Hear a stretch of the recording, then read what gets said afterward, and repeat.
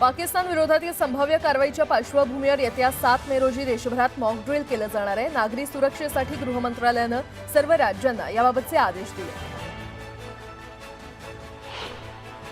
भारताकडून चिनाब नदीचं पाणी रोखल्यामुळे पाकिस्तानचा थैथयाट सुरू झालेला आहे। नदीच्या पाण्यामध्ये अचानक घट झाल्यानं याचा परिणाम खरीप पिकांवर होईल असं पाकिस्तानच्या सिंधू नदी प्रणाली प्राधिकरणानं म्हटलंय।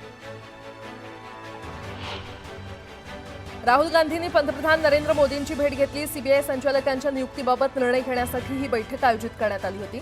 पाकिस्तानवरील कारवाईवर देखील बैठकीत चर्चा झाल्याची शक्यता आहे। डीआरडीओ आणि नौदलाकडून मल्टी इन्फ्लुएन्स ग्राउंड माइनची चाचणी घेण्यात आली आहे। समुद्राखाली यशस्वीरित्या वैधता चाचणी पार पडली, त्यामुळे आता भारतीय नौदलाच्या सामर्थ्यामध्ये आणखी वाढ होणार आहे। श्रीनगर पोलिसांकडून सर्च ऑपरेशन सुरू आहे। दहशतवाद्यांना सहकार्य करणाऱ्यांच्या घरांवर पोलीस छापे टाकतायत। श्रीनगर परिसरात पोलिसांकडून अद्याप शोध मोहीम सुरू आहे। पाकिस्तानच्या तजाकिस्तान शहराजवळ भूकंप झाला। 4.2 रिश्टर स्केल तीव्रतेच्या भूकंपानं तजाकिस्तान परिसर हादरलाय। पंजाबच्या गुरुदासमधून पाकिस्तानी नागरिकाला अटक करण्यात आली आहे। पंजाब पोलिसांनी पाकिस्तानी नागरिकाला ताब्यात घेतलंय। काँग्रेस हे गवत असून ते कितीही तोडलं तरी पुन्हा उभारी घेणारच। कुठलाही पक्ष संपत नसतो, तो ध्येय धोरणावर चालत असतो। त्यामुळे बावनकुळेंनी आधी भाजपमध्ये आलेल्या नेत्यांचे राजकीय पुनर्वसन करावं, त्यानंतर काँग्रेस संपवण्याची भाषा करावी, असं प्रत्युत्तर माजी आमदार सुनील भुसारा यांनी दिलंय। सद्भावना रॅली माणसाला माणसाशी जोडण्याचं काम करते। समाजात निर्माण झालेली दरी कमी करण्यासाठी सद्भावना रॅली आहे, असं विजय वडेट्टीवार म्हटलंय। जयसिंगपूर येथील अश्वारूढ छत्रपती शिवरायांच्या पुतळ्याचं उपमुख्यमंत्री एकनाथ शिंदे यांच्या हस्ते अनावरण पार पडलं। आमदार राजेंद्र पाटील यड्रावकर यांच्या मतदारसंघात हा पुतळा उभारण्यात आलाय। खरीप हंगामाच्या पूर्वतयारीची बैठक जालना तहसील कार्यालयामध्ये पार पडली। यावेळी आमदार अर्जुन खोतकरांनी शेतकऱ्यांना लागणारं खत आणि बियाणं पुरवण्याचे आदेश दिले। बीड शहराला पाणीपुरवठा करणारी जलवाहिनी गंजल्यानं गेल्या 32 दिवसांपासून बीडचा पाणीपुरवठा खंडित करण्यात आलाय। दरम्यान आमदार संदीप क्षीरसागर यांनी गंजलेल्या पाईपलाईनची पाहणी करून 8 दिवसात पाणीपुरवठा सुरळीत होईल असा दावा केलाय। राष्ट्रवादीच्या खासदार सुप्रिया सुळेंनी 12वी परीक्षा उत्तीर्ण झाल्याबाबत वैभवी देशमुखला शुभेच्छा दिल्या। सुळेंनी फोनवरून वैभवीशी संवाद साधला। रयत क्रांती संघटनेचे अध्यक्ष सदाभाऊ खोत यांना निफाड कोर्टानं मोठा दिलासा दिलेला आहे। कांदा निर्यात बंदी हटवण्याच्या मागणीसाठी खोत यांनी 2020 साली विंचूरमध्ये आंदोलन केलं होतं। त्यावेळी त्यांच्यासह इतर 9 कार्यकर्त्यांविरोधात पोलिसांनी गुन्हा दाखल केला होता। दरम्यान या प्रकरणी कोर्टानं खोत यांची निर्दोष सुटका केलेली आहे।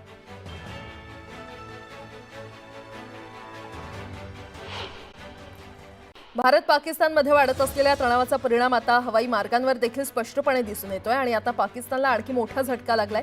3 मोठ्या आंतरराष्ट्रीय विमान कंपन्यांनी पाकिस्तानचा एअरस्पेस न वापरण्याचा निर्णय घेतलाय। ब्रिटिश एअरवेज, स्विस इंटरनॅशनल आणि एमिरेट्स या कंपन्या पाकच्या हवाई हद्दीतून प्रवास करणं टाळत आहेत। पहलगाम हल्ल्यानंतर भारत आणि पाकिस्तानमधील वाढता तणाव पाहता केंद्र सरकारनं मोठा निर्णय घेतलाय। सीमा सुरक्षा दलात 16 नवीन बटालियन समाविष्ट करण्यास तसंच 2 नवीन हेडक्वार्टर स्थापन करण्यास केंद्रानं मंजुरी दिली आहे। सोन्या चांदीच्या दरात पुन्हा वाढ झाली आहे। सोनं 1600 रुपयांनी तर चांदीमध्ये 600 रुपयांनी वाढ झाली आहे। सोन्याचा दर 95,100 रुपयांवर पोहोचलाय। सरकारच्या सामाजिक आणि आदिवासी विभागाच्या निधीतून मुख्यमंत्री माझी लाडकी बहीण योजनेतील लाभार्थ्यांना एप्रिलचा लाभ वितरित करण्यात आला। त्यामुळे संबंधित विभागाचे मंत्री नाराज झाल्यानं आता राज्य सरकार केंद्राच्या मंजुरीनंतर 2025-26 या आर्थिक वर्षात 1,32,000 कोटींचं कर्ज घेणार आहे। यातील 3,000 कोटी लाडक्या बहिणींसाठी वापरले जाणार आहेत। नागपूर विभागात शिक्षण विभागातील बोगस नियुक्त्या प्रकरणी एसआयटी चौकशीचे संकेत मिळत आहेत। विधान परिषदेचे सदस्य आमदार संदीप जोशी यांनी मुख्यमंत्री फडणवीस यांच्याकडे विशेष तपास पथक गठीत करण्याची मागणी केली होती। या मागणीवर मुख्यमंत्री फडणवीस यांनी तपासून कार्यवाही करावी अशा स्पष्ट सूचना केल्या।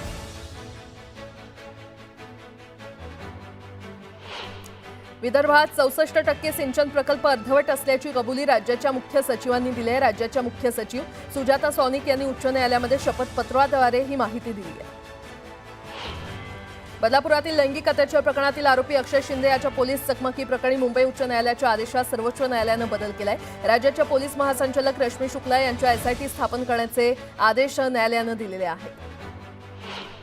पीओपी पासून तयार केलेल्या गणेश मूर्तींना विशिष्ट परिस्थितीमध्ये परवानगी देणं शक्य असल्याचा दावा राज्य सरकारनं सोमवारी उच्च न्यायालयात केलाय। या अहवालाच्या आधारे केंद्रीय प्रदूषण नियंत्रण मंडळानं 1 जूनपर्यंत प्रतिज्ञापत्र सादर करण्याचे आदेश न्यायालयानं दिले।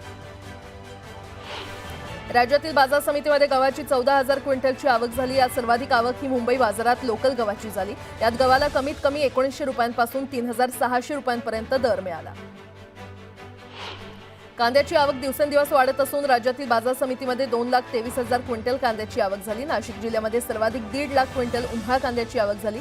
यात उन्हाळ कमीत कमी 820 रुपयांपासून सरासरी 1,200 रुपयांपर्यंत त्याला दर मिळाला। राज्यात 3,502 क्विंटल ज्वारीची आवक झाली आहे। मुंबईच्या बाजारात ज्वारीला कमीत कमी 2,700 तर सरासरी 5,000 रुपयांचा दर मिळाला आहे। गेले काही दिवसांपासून तापमानात वाढ झाल्यानं फळभाजी शेतीला फटका बसलाय। परिणामी फळभाज्यांची आवक घटली आहे आणि त्यामुळे फळभाज्यांच्या किमतींमध्ये वाढ झाली आहे। हवामान खात्यानं पुण्यामध्ये वादळी वाऱ्यासह पावसाचा इशारा दिलाय। त्यामुळे पुढील 4 दिवस पुणे जिल्ह्याला येलो अलर्ट देण्यात आलाय। उन्हाचा चटका वाढला असताना मराठवाडा, पूर्व विदर्भ, अहिल्यानगर, पुणे या जिल्ह्याला मान्सूनपूर्व पावसानं झोडपून काढलंय। अनेक ठिकाणी गारपीट आणि विजांच्या कडकडाटासह पाऊस झाल्यानं फळ पिकांचं मोठं नुकसान झालंय। त्यामुळे बळीराजा अडचणीत सापडलाय।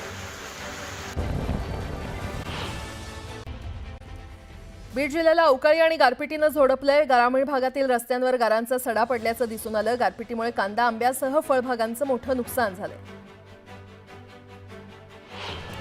कोल्हापूरच्या वाणानगर परिसरात जोरदार गारपीट झाली। वादळी वाऱ्यासह झालेल्या पावसामुळे वातावरणात गारवा निर्माण झाला असून उकाड्यानं हैराण झालेल्या नागरिकांना दिलासा मिळाला। नागपुरात सलग 3ऱ्या दिवशी वादळी वाऱ्यासह अवकाळी पाऊस झाला। वादळी वाऱ्यामुळे वीज पुरवठा खंडित झाला तर काही ठिकाणी वीज कोसळल्याच्या घटना घडल्यानं नागरिकांना सतर्कतेचा इशारा देण्यात आलाय। लातूर शहर आणि परिसरात अचानक आलेल्या पावसामुळे नागरिकांची तारांबळ उडाली। वादळी वाऱ्यामुळे झाडं उन्मळून पडलेत तर काही ठिकाणी वीज पुरवठा खंडित झाला। बुलढाणा जिल्ह्यातील लोणार तालुक्यामध्ये जोरदार गारपीट झाली। अचानक आलेल्या अवकाळी पावसामुळे जनजीवन विस्कळीत झालं तर लोणार तालुक्यातील बीबी गावाला गारपिटीचा मोठा फटका बसलाय। वाशिमच्या रिसोड बाजार समितीमध्ये शेतकऱ्यांनी आणलेली शेकडो क्विंटल हळद अवकाळी पावसामुळे भिजली। हळद भिजल्यानं दरात घसरण झाली आहे। त्यामुळे संतापलेल्या शेतकऱ्यांनी लिलाव बंद पाडला। नांदेड शहरातील बाबानगर भागात वादळी वाऱ्यामुळे झाड कोसळलं। यामध्ये झाडाखाली उभ्या असलेल्या कारचं मोठं नुकसान झालं। वाशिम जिल्ह्यातील रिसोड, वाशिम शहरासह अनेक ठिकाणी वादळी वाऱ्यासह जोरदार गारपीट झाली। पावसामुळे नागरिकांची एकच तारांबळ उडाली तर कांदा, भाजीपाला आणि आंब्याचं मोठं नुकसान झालं। यवतमाळ जिल्ह्याच्या पुसद परिसरात विजेच्या कडकडाटासह अवकाळी पावसानं हजेरी लावली। पावसामुळे रस्त्यावर पाणी साचलं असून वाहतुकीवर परिणाम झाला तर काही ठिकाणी पावसामुळे वीज पुरवठा देखील खंडित झाला। परभणी शहर आणि परिसरात अवकाळी पावसानं थैमान घातलं। वादळी वाऱ्यामुळे झाडं उन्मळून पडल्यानं वाहतुकीवर परिणाम झाला तर परिसरात धुळीचं साम्राज्य माजलं।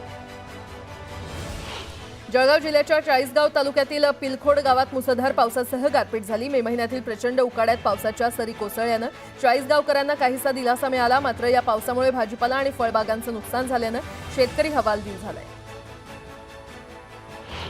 जालना जिल्ह्यातील अनेक भागात वादळी वाऱ्यासह पावसानं जोरदार हजेरी लावली। काही भागात गारपीट झाली आणि त्यामुळे उकाड्यापासून नागरिकांना दिलासा मिळाला तर बच्चे कंपनीनं पावसाचा मनमुराद आनंद लुटला। अहिल्यानगर जिल्ह्यातील कोल्हार परिसरात अवकाळी पावसानं जोरदार हजेरी लावली। दरम्यान हवामान खात्यानं अहिल्यानगर जिल्ह्यात 3 दिवस येलो अलर्ट दिलाय।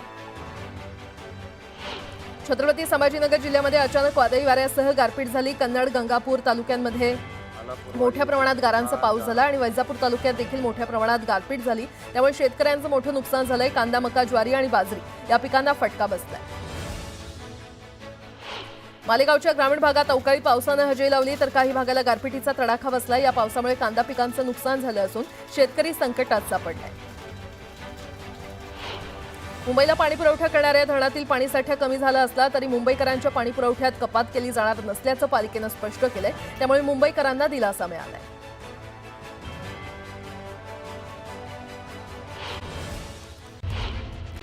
नागपूर शहरात सिनेमाप्रेमींसाठी आनंदाची बातमी आहे। येत्या काही महिन्यात नागपूरमध्ये जगातील सर्वात मोठे सिनेमा स्क्रीन उभारली जाणार आहे। World audio visual and entertainment समिटचा समारोप झाला आणि त्यावेळी मुख्यमंत्री फडणवीस यांनी याबाबत सोशल मीडियावर घोषणा केली।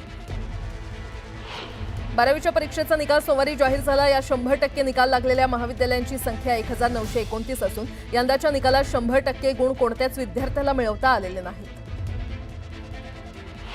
नागपुरात सध्या विविध विकास कामं सुरू आहेत. शहरात सुरू असलेल्या सिमेंटची रस्ते, उड्डाण पूल आणि इमारतीचं बांधकाम, वाहनातील धूर याशिवाय वातावरणातील अचानक बदलांमुळे अस्थमा अर्थात दम्याच्या रुग्णांमध्ये चिंताजनक वाढ झाली आहे. मंदिराच्या आवारात अनधिकृत लाडू विक्री केंद्र सुरू केल्याप्रकरणी त्र्यंबकेश्वर देवस्थानच्या विश्वस्त मंडळावर गुन्हा दाखल करावा अशी मागणी पुरातत्व खात्यानं केली आहे. या संदर्भात पुरातत्व खात्याच्या संरक्षण सहाय्यकांनी त्र्यंबकेश्वर पोलिसांना पत्र दिले. भिवंडीतील मौलाना अब्दुल कलाम आझाद उद्यानात पाण्याची टाकी उभारण्यास स्थानिकांनी विरोध केलाय. मुलांच्या खेळण्याच्या जागी टाकी बनवू नये अशी मागणी नागरिकांनी केली आहे. जळगाव जिल्ह्यातील म्हसावद रेल्वे स्थानकाजवळ रेल्वे रुळांवर मोठ्या प्रमाणात दगड ठेवल्याचा प्रकार समोर आलाय. दरम्यान हा प्रकार वेळीच रेल्वे कर्मचाऱ्यांच्या लक्षात आल्यानं मोठा अनर्थ टळला.